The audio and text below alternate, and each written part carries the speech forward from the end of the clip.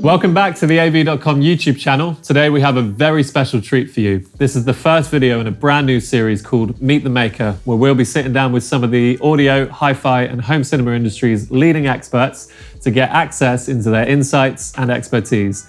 Today we're joined by the brilliant David Bosch of KEF. David, thank you so much for being here with us today. Thanks, Tim, for inviting me. I'm very excited to talk about speakers today. So, for the people at home that may not know, why don't you tell us a little bit about who you are and your role within KEF? Sure. Well, I work for KEF. I've been working for KEF for 5 years. I work in R&D, research and development, as a senior R&D engineer. My job is basically to design every single component that goes into both passive and active speakers, and sometimes even headphones. And so how did you get into the role at KEF, and what was kind of your background getting into the industry? Oh, well, that's a very long story, but ever since I've been a child, I've been into speakers. Something that runs in the family. My dad, my grandpa were into speakers, and when I was 13, I got my first pair of speakers that were made by my grandpa in the 1950s. That led to me being obsessed with trying to learn about the physics, acoustics, the materials, and the software even, to try to put together a design. I eventually came to the UK to study acoustical engineering. In Southampton, they're very well connected with KEF. I got in touch with KEF. Actually, one of the first things I did when I got to the UK was email every single company. And KEF got back to me, do you want to come and visit us? And I was like, yes. And ever since, I've been part of KEF. And I suppose that's a good segue onto the most recent range of speakers, which is the brand new R Meta series. So what can you tell us about them? What was sort of the inspiration behind the range? Well, the R series has been around for a few years, and this is only the last reiteration of R series. R series sits between more value offered Q series and then our high standard reference series, which is hand assembled, really high quality and high fidelity speaker. The market required a line of speakers that has high technology, high performance, but in a more affordable package. And here comes R series. With R series, you can construct a stereo system or a surround system. You've got 3 floor standards, 2 center channels, 1 stand mount speaker, and 1 Dolby Atmos speaker. The point of R series is to try to offer as much high performance as possible, but in a more valuable package. And thus, it trickles down a lot of the technology that we've developed before for both Blade and the reference. And so, as we can see behind us and to the side of us, they come in a lot of variety of colorways, which is a really, really refreshing approach to speaker design. What are some of the colorways that all of the speakers come in? And then I'm aware as well that there's also some hero colors that we have in front of us today. Yeah, exactly. Too. I'm sorry, yeah. So, well, all of the speakers come in gloss white, gloss black, and walnut veneer. The Dolby Atmos speaker now comes in walnut as well. All right. But this time around, we have a recent history of offering our speakers with more interesting colors. There are some users who want that bit of extra personality and character in their speakers, because speakers, most times you may want to just listen to them, but sometimes you also want to live with them, to look at them. And it's a nice opportunity to be able to have something that is the main character in your living room, sort of. So we're offering the R3 Meta in indigo blue and the R7 Meta in titanium. That was always one thing that I loved about the KEF series of speakers. Throughout the whole range of speakers that you guys create is just the contrast in color on the driver compared to the chassis. It's a really unique design, and I really like how you put it, where it's not just about how speakers sound. Sometimes it is. You want to live with these speakers and have them as part of the furniture. Definitely. I mean, in the recent history of KEF, we have a very strong team of industrial design. And of course, colors are part of that, but also the shapes, the materials, and the way the speaker takes place inside your living room is very important for us. So within the R Meta series, there's one bookshelf speaker, which is the R3 Meta, which is the blue ones that we have to the side of us. With regards to floor standing speakers, how many floor standing speakers are there? There's 3 floor standing speakers. There's the R5, R7, and R11 Meta. And what would be some of the major differences between each one of the... I'm assuming that it's size and probably driver array. Yeah, so basically depending on, well, what you're planning to listen to, where you're planning to listen to, and how big your space is, and etc., you might need a speaker that has more bass extension or is more powerful. In that case, you might want to go for an R11 Meta, which basically has more woofers or LF drivers, low frequency drivers, the same Uni-Q.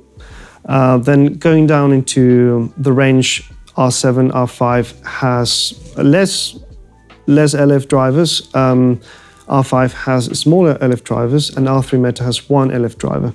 The main difference between the speakers, you could say, is how loud they go and how deep in frequency they go. So as well as the bookshelf and floor standing models, there's also 2 options for center channels, is that right? Yeah, correct. We have the R2 Meta and the completely new R6 Meta, which is a bigger speaker with bigger low frequency drivers and more bass extension. And these center speakers are also designed with the dual purpose of being used as LCR configuration, is that correct? Yeah, well, so essentially if you have a speaker that already performs very well in terms of its off-axis response, that is, can take enough power from the amplifier, that is loud enough, you can use it both as a center channel or as a left or right channel. For many people, this will be very handy to have the same speaker in all positions. So that's why we invite the users to use them also as left and right. And I suppose it makes them more versatile. And as you said, you would always want your speakers to match where possible. So giving them that kind of versatility where they can be used as left and rights and presumably as well as rear left and rights too. Exactly. I mean, the Uni-Q is part of the reason why we can do this, because even if you turn the speaker on its side, it has a very similar response. Right, I see. That's interesting to know. And then the other speakers that are in the range as well, is it just the one Dolby Atmos module, the R8? Yeah, correct. The R8 Meta is a two-way speaker, primarily designed to function as an upward-firing Dolby Atmos module, in particular with its grill. It can also be used as a normal bookshelf speaker or as a surround speaker if the user wants, because it's just a Uni-Q inside a cabinet. Yeah, okay. It's really interesting to know. I mean, I think the general outcome is that all of these speakers are incredibly versatile, and I'm interested that they have multiple use cases as well. I think that it makes them a really, really attractive offering for people. Well, the R series has always been about offering the user all the speakers that they might need to construct any kind of system that they wish to have. So what was your approach with designing the new R Meta series, and what makes them such a good speaker? Well, the R series, when you look at them, it kind of explains what we are trying to do with our approach to how a speaker should sound. At least the floor standards, they are tall, slim enclosures with a vertical array of transducers or drivers. And that's also symmetrical. And then you've got ports on the back, bass reflex ports on the back that have been positioned specifically to avoid some resonances. This is the same approach that we used in the reference and that we trickled down. We wanted to also do that in our series. So when you start a design brief for these sort of speakers, you're like, well, you kind of need obviously a small footprint. But also a slim speaker will tend to have a wider directivity and less problems with diffraction of the baffle edges. So you really want to make a speaker as slim as possible, such as like the LS60 wireless, right? Then we also want to put a Uni-Q in it, right? A Uni-Q is a coincident driver of the tweeter and the mid-range. So it's symmetrical in all directions. And around that, we want to put the bass drivers in such a way that they're also symmetrically arrayed. The best way to do this in a slim cabinet is just to array them symmetrically along the vertical length. In the case of the R11 Meta, you have 4 LF drivers around the Uni-Q, R7 Meta, R5 Meta, they have 2 bass drivers. This is very important because these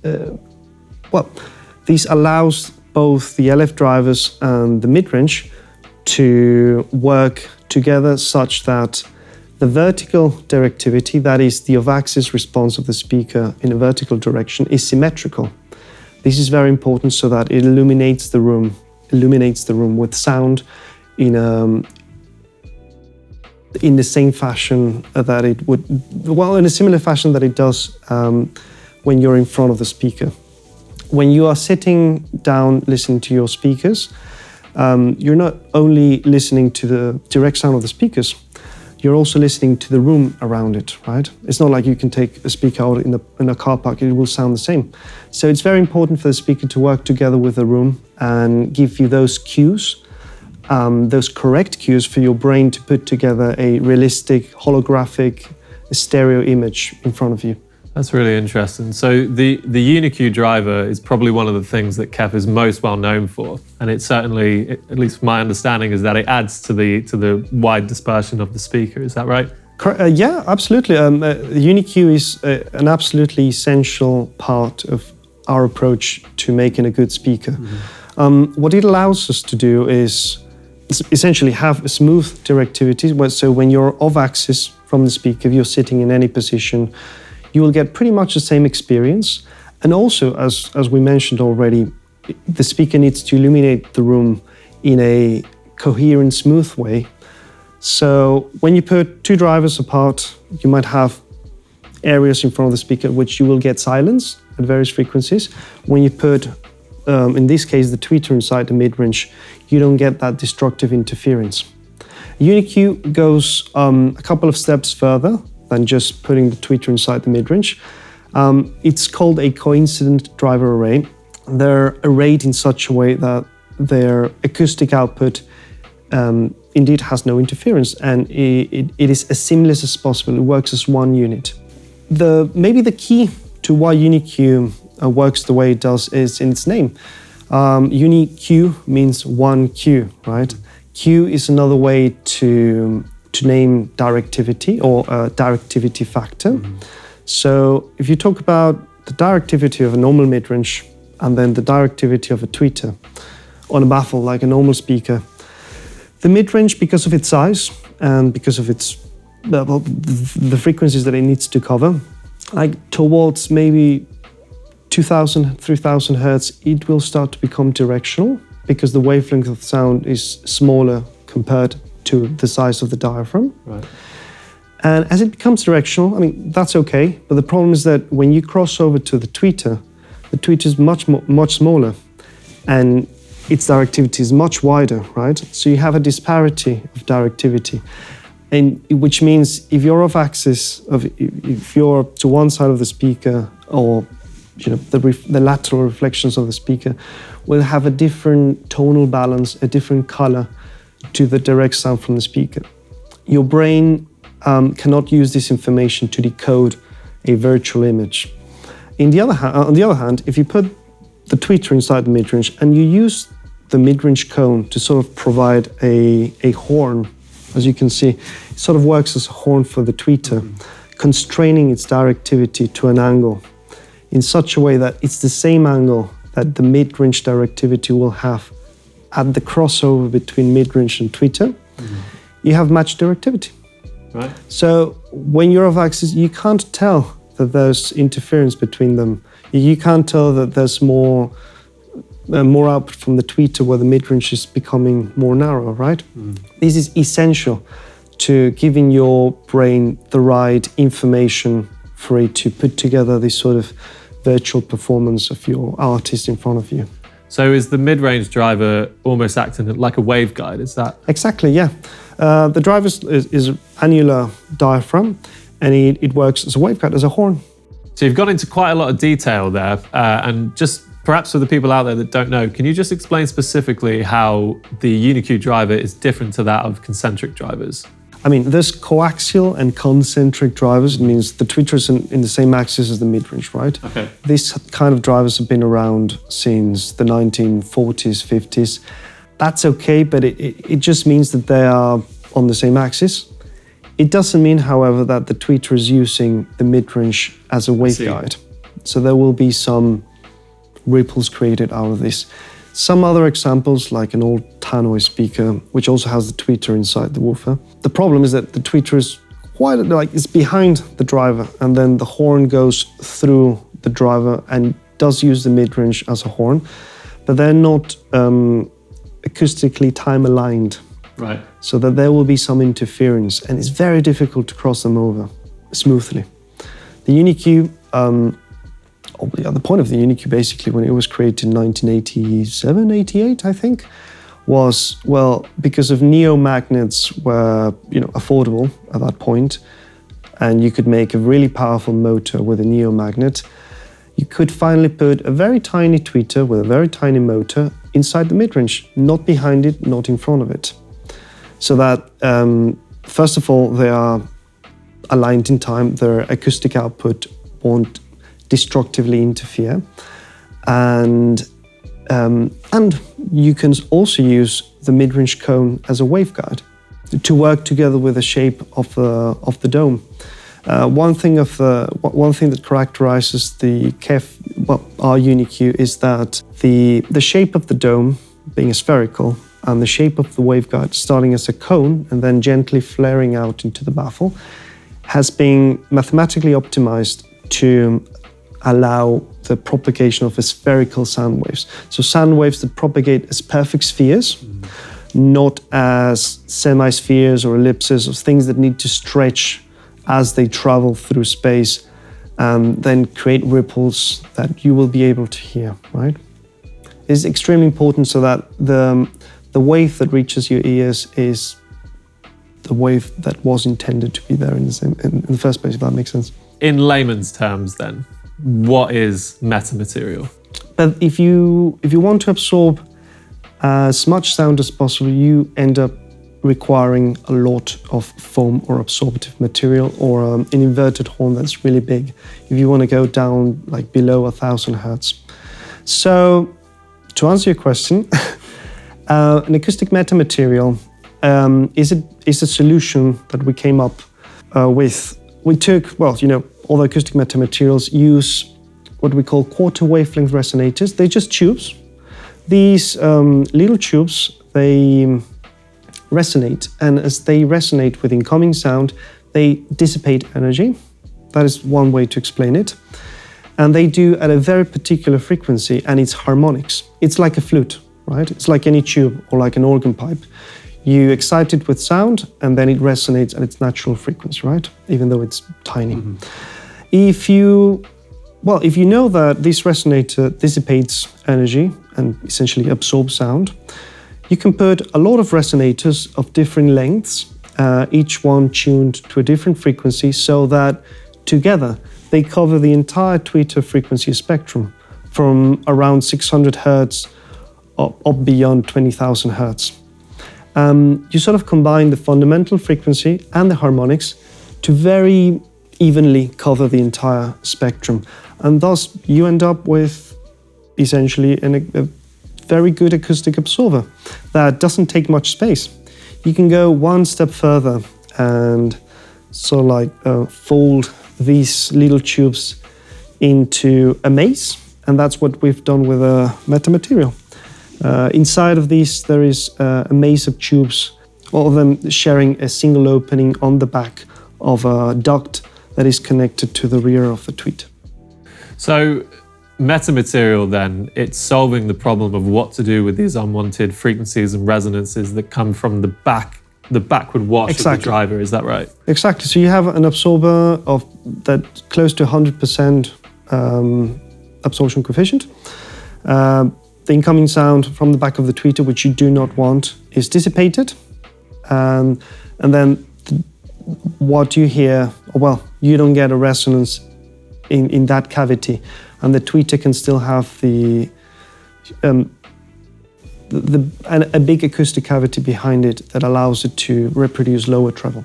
So how does that benefit the listener? What does that actually translate to when you're then sat in front of the R Meta series speakers? Well, it's pretty straightforward. You only hear the sound coming from the front of the tweeter. So it will be a sound wave that will be more closely following the original signal you put into the tweeter. So there's less distortion. In more practical terms, a smoother frequency response without glitches. Right. And also some distortion components are eliminated, basically. So what were some of the challenges that you faced during the design process of the new R-Series Meta? Well, the main challenge, to be honest, was to try to find a way to bring a leap forward in performance for an already really great series of speakers. It has also only been 5 years since the last iteration of our series was launched into the market. So, like, contrary to what, the kind of opportunity we had with Blade and Referencing, in which we had many more years of technology development, in our series was more of a question of how can we take all the lessons learned and all the technology that we have already developed and have ready, and boil it down into a valuable package that is the R series. Because in the last 5 years, I mean, KEF have released so many new speaker models, from the LSX to the LS60s. So there must have been quite a lot of development in that time since the original launch. Yeah, that's very true. I suppose because we are reaching our 60th anniversary, we wanted it to coincide with LS60 wireless in particular, but also Meta-Material since 2020, and active speakers have been a major thing in our product portfolio the last few years. So yeah, absolutely, we've been learning a lot from that, and it's just a matter of having the opportunity to revise an already existing series of speakers, much like we did with LS50 and Blade and Reference at its time. So there's no horror stories of accidentally setting drivers on fire or having, woofers go out the window or anything like that? There's just a couple of drivers burned down in the lab because of a miscalculated power test. But they just melted down. We were just scratching our heads, but it turned out not just to be a miscalculation. So what does somebody with the original R-Series gain by upgrading to the new R-Series Meta? I know that HiFi recently posted a review where they said it only takes 2 notes to hear the difference. So what is that difference? How is that tangible to the end listener? Yes, indeed. I think what the listener will get is definitely a speaker that is more clear, that is better at producing a stereo image, one that is holographic and realistic, that has better bass definition, and that is much more clear of spurious resonances happening in the system. We've really taken a lot of effort into cleaning the sort of the manner of speaking, and the performance of the speakers. So that again, you can only listen to the drivers producing the signal that you put through. And I suppose that's kind of summarized by this Meta-Material that's been added to them, isn't it? It's the removal of things rather than the addition of anything else. Is that right? Indeed. I mean, what we're trying to do with a Meta-Material absorber is precisely absorb close to 100% of the rear wave of the tweeter, so that doesn't interact with the front wave, which is what you want to listen from the dome of the tweeter. Same for the rest of the drivers. We only want you to listen to the drivers and not the cabinet or the distortion from some various other components like the crossover, for instance. Thank you so much, David, for answering those questions. I'm sure there are plenty of people at home that found that really interesting. I know that I certainly did. So shall we go and have a listen to these speakers then? Yeah, let's have a listen.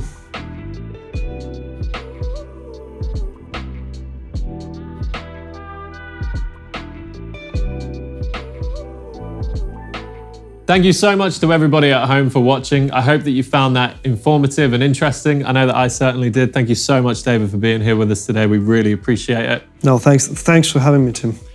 And don't forget that the KEF R Meta series is available for demonstration here at our Lancashire showroom at av.com. So if you want to have a listen to the products before you buy them, please get in touch and we can give you a full demonstration of all of the speakers within the range. If you've enjoyed this video, please be sure to like and subscribe so you can catch more content like this in the future. And leave us a comment. Let us know who you'd like to see next on the sofa for our Meet the Maker series, and we'll see if we can make that happen for you. So my name's been Tim. Until next time, thank you for watching.